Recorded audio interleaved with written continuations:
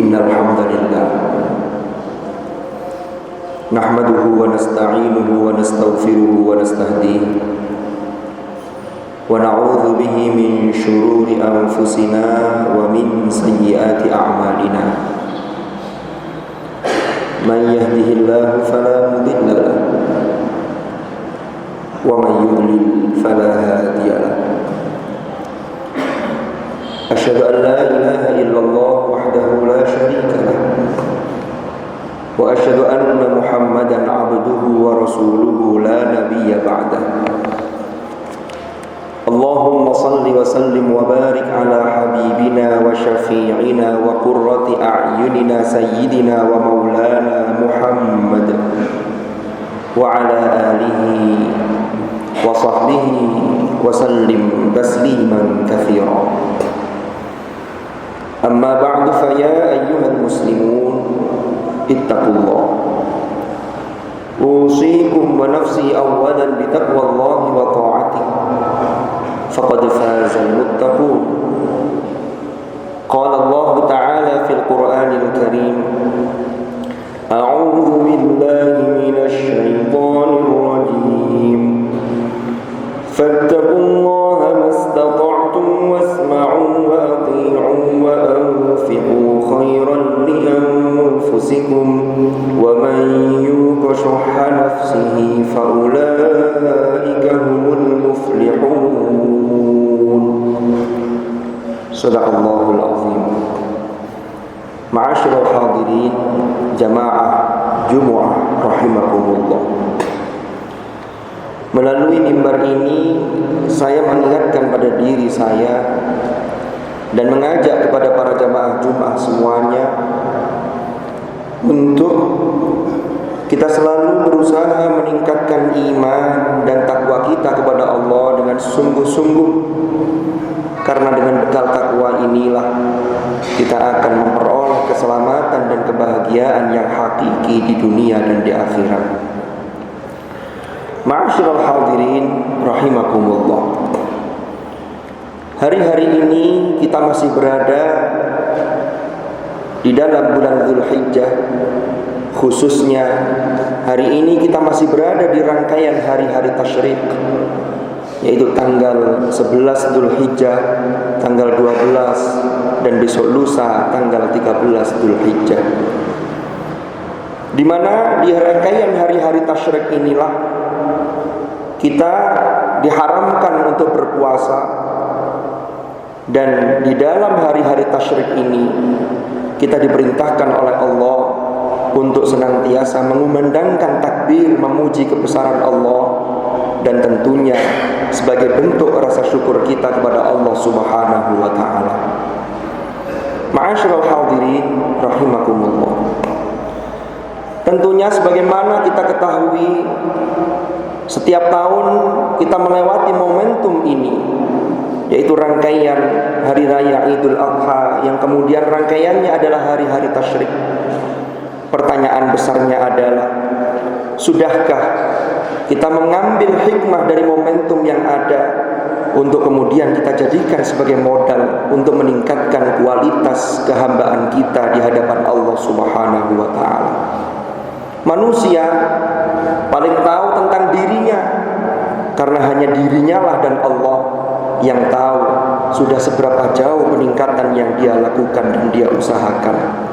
Allah berfirman di dalam surah Al-Qiyamah ayat 14 dan 15, balil insanu ala nafsihi basirah walau alqa ma'adzirah. Yang terjemah maknanya adalah bahkan manusia terhadap dirinya dialah tahu dan bisa menilai terhadap dirinya, walaupun boleh jadi kepada orang lain dia mengemukakan berbagai macam alasan. Maka dari itu ma'asyiral hadirin, terkait dengan momentum Idul Adha dan juga hari-hari tasyrik inilah, maka tidak lain dan tidak bukan, kita harus mampu memetik dari apa yang dikisahkan oleh Allah di dalam kitab sucinya, yaitu kitab suci Al-Quran, yaitu terkait peristiwa yang dialami Nabiullah Ibrahim dan juga orang-orang yang bersama dengan Nabi Ibrahim alaihi salam. Dalam kesempatan khutbah Jumat pada siang hari ini, kita tidak akan mengupas sangat dalam atau mengupas secara mencoba untuk mengambil hikmah hal-hal apa sajakah yang diajarkan oleh Nabi Ibrahim, Ibunda Hajar, dan juga Nabiullah Ismail alaihi salam. Yang pertama, kalau kita lihat dan kita ambil pelajaran yang ditanamkan dan diajarkan oleh Nabiullah Ibrahim alaihi salam adalah keimanan yang kokoh kepada Allah Subhanahu wa taala, ketaatan yang luar biasa kepada Allah Subhanahu wa taala, dan daya optimis yang luar biasa yang beliau Nabiullah Ibrahim alaihi salam tidak pernah sedikit pun bersuudzon atau berprasangka buruk kepada Allah Subhanahu wa taala. Hal ini bisa kita lihat. Yang pertama, ketika Nabiullah Ibrahim alaihi salam diuji oleh Allah, tidak langsung diberi keturunan, tapi membutuhkan jangka waktu yang lama. Beliau senantiasa berdoa dan beliau senantiasa optimis kepada Allah, yaitu beliau senantiasa berdoa, Rabbi habli minas salihin. Ma'asyiral hadirin rahimakumullah. Maka hal ini mengajarkan kepada kita bahwa jangan pernah kita sekalipun bersuudzon kepada Allah. Yang ada adalah bagaimana kita selalu optimis dan husnudzon atau berprasangka baik kepada Allah Subhanahu wa taala. Lalu landasan keimanan ini dikuatkan dengan usaha-usaha atau ikhtiar-ikhtiar yang sifatnya batin. Inilah yang kemudian disebut dengan bagaimana mendekatkan diri yang serius kepada Allah, yang dalam bahasa agama disebut dengan kurban secara lughawi atau secara bahasa. Karena kurban memiliki makna kedekatan secara sempurna atau kedekatan yang luar biasa, yang kemudian di dalam tataran syariat atau yang kita pahami secara istilah Idul Kurban dalam konteks Idul Adha adalah menyembelih hewan kurban sebagaimana aturan syariat. Tetapi esensi dari itu semua adalah bagaimana ketakwaan kita kepada Allah. La yanalallaha luhumuha wala dima'uha walakin yanaluhu taqwa minkum. Ma'asyiral hadirin rahimakumullah. Lalu yang ketiga yang diajarkan oleh Nabiullah Ibrahim alaihi salam adalah bagaimana seseorang tetap menjalin hubungan baik kepada Allah, yaitu dengan doa-doa yang luar biasa. Dan beliau melakukan itu termasuk ketika beliau diperintahkan oleh Allah untuk meninggalkan Nabiullah Ismail yang masih bayi dan istri beliau yaitu Ibunda Hajar di tengah padang pasir yang tandus.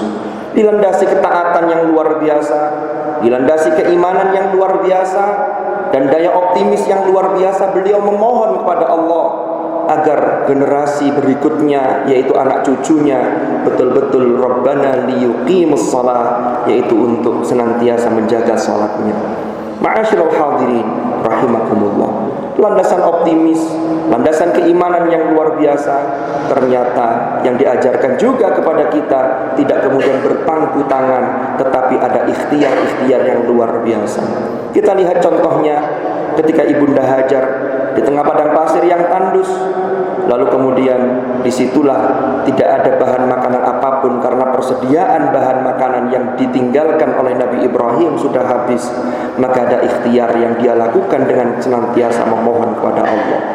Disitulah kemudian Allah memberikan jalan keluar yang tidak pernah disangka-sangka, yaitu terpancarnya air Zam-Zam di tengah gurun pasir yang tandus.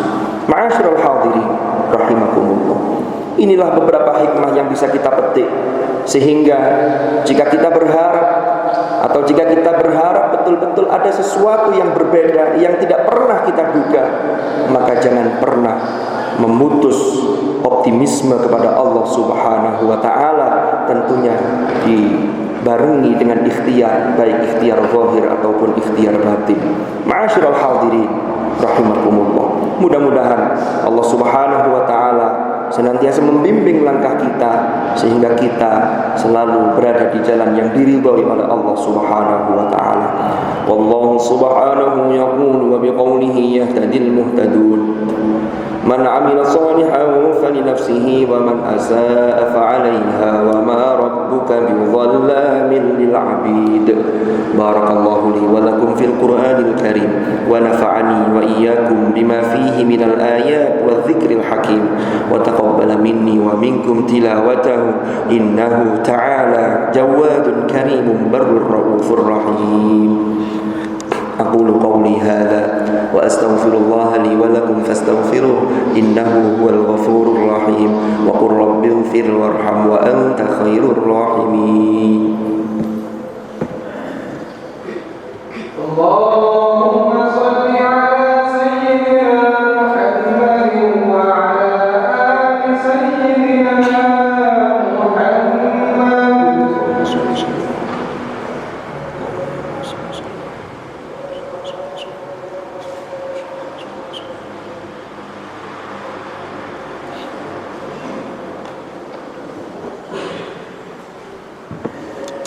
الحمد لله رب العالمين الذي أرسل رسوله بالهدى ودين الحق ليظهره على الدين كله وكفى بالله شهيدا. أشهد أن لا إله إلا الله وحده لا شريك له وأشهد أن محمدا عبده ورسوله لا نبي بعده. اللهم صل وسلم وبارك على حبيبنا وشفيعنا وقرة أعيننا سيدنا ومولانا محمد وعلى آله الأطهار وأصحابه الأخيار ومن على منهجهم سار.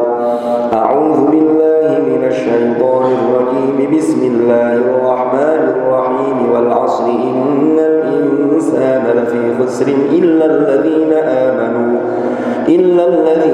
آمنوا وعملوا الصالحات وتواصوا بالحق وتواصوا بالصبر. صدق الله العظيم.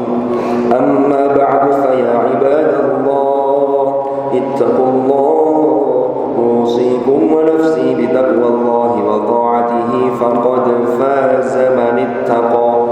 واعلموا أن الله أمركم بأمر بدأ فيه بنفسه وثنى بملائكته وقال عز وجل إن الله وملائكته يصلون على النبي يا أيها الذين آمنوا صلوا عليه وسلموا تسليما.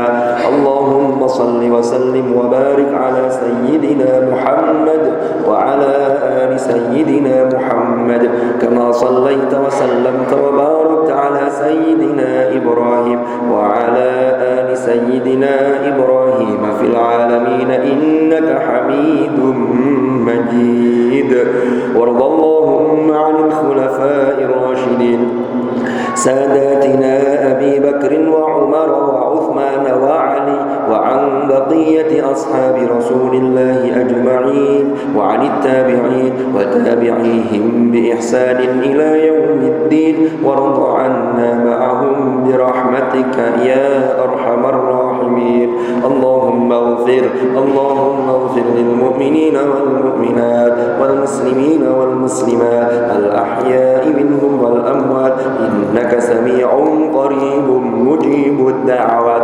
اللهم أصلح لنا ديننا الذي هو عصمة أمرنا وأصلح لنا دنيانا التي فيها معاشنا وأصلح لنا آخرتنا التي إليها معادنا واجعل الحياة زيادة لنا في كل خير واجعل الموت راحة لنا من كل شر يا أرحم الراحمين. ربنا اغفر لنا ولوالدينا وارحمهم كما ربونا صغارا. ربنا هب لنا من أزواجنا وذرياتنا قرة أعين واجعلنا للمتقين إماما. ربنا آتنا من لدنك رحمة وهيئ لنا من أمرنا رشدا.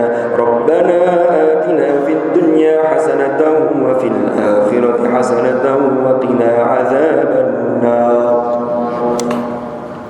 عباد الله إن الله يأمر بالعدل والإحسان وإيتاء ذي القربى وينهى عن الفحشاء والمنكر والبغي يعظكم لعلكم تذكرون. فاذكروا الله العظيم يذكركم واشكروه على نعمه يزدكم واسألوه من فضله يعطكم ولذكر الله أكبر. أقيموا الصلاة.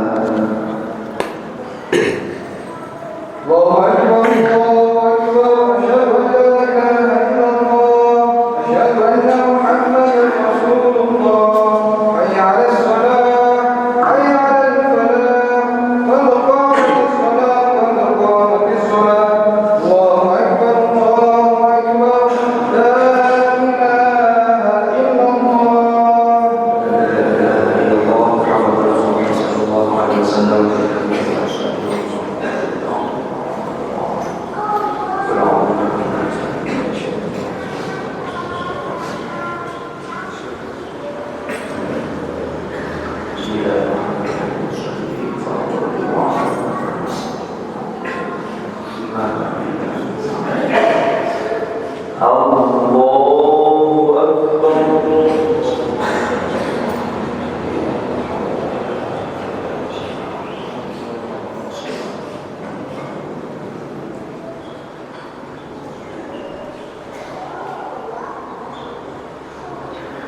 Bismillahirrahmanirrahim.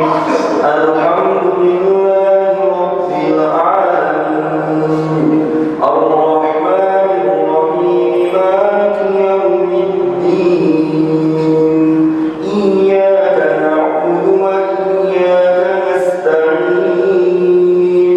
Ihdinas siratal mustaqim. Siratal ladzina an'amta 'alaihim ghairil maghdubi 'alaihim waladdallin.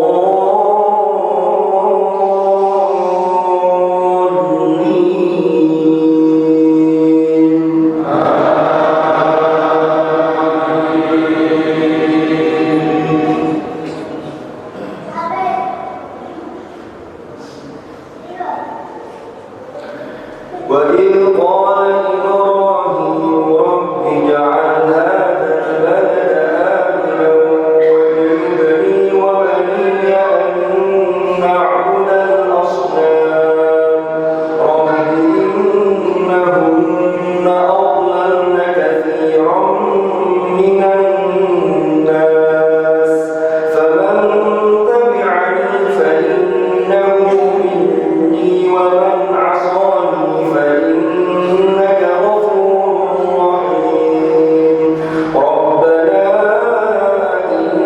إني أسكنت من ذريتي بواد غير ذي زرع عند بيتك المحرم ربنا ليقيموا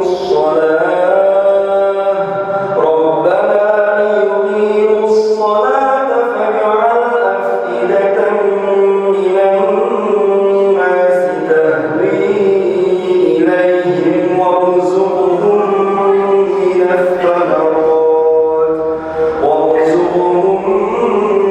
من الثمرات لعلهم يشكرون. الله أكبر.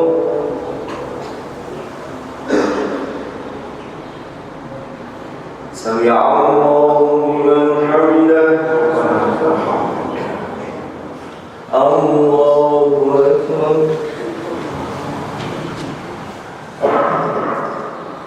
الله أكبر.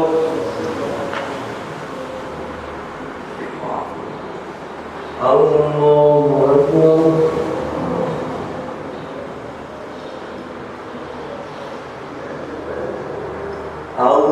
الله أكبر.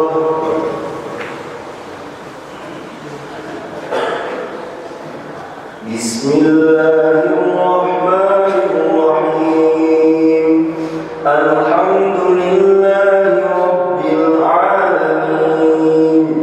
الرحمن الرحيم. مالك يوم الدين. إياك نعبد وإياك نستعين. اهدنا الصراط المستقيم. صراط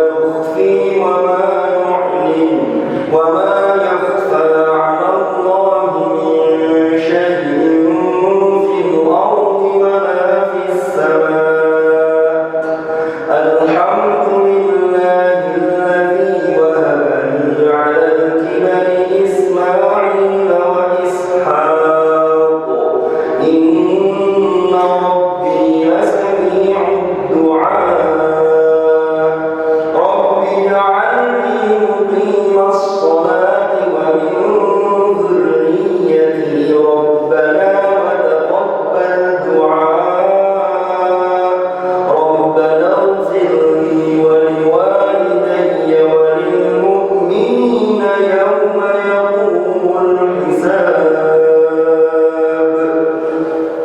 الله أكبر